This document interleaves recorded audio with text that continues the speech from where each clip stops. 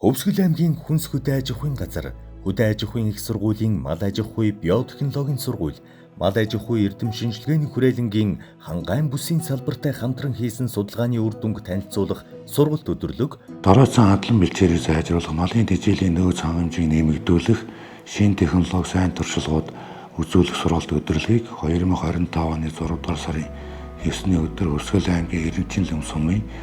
2 дугаар агийн битүү эмх газар зохион байгуулж байна. хамтран зохион байгуулагч Биоундраг компани, Хоймор нутгийн хишиг дундын хоршоо, Эрдэнэт мах маркет компани, Өвсгөл аймгийн Рэмчин Түмбэ сумын засаг даргын тамгын газар, Ар булаг сумын засаг даргын тамгын газар, Баян зүрх сумын засаг даргын тамгын газар, Улаан уул сумын засаг даргын тамгын газар, Ханх сумын засаг даргын тамгын газар, Цагаан нуур сумын засаг даргын тамгын газар, шинжлэх ухаанд суурилсан импортыг орлох инновацийн бүтээгдэхүүн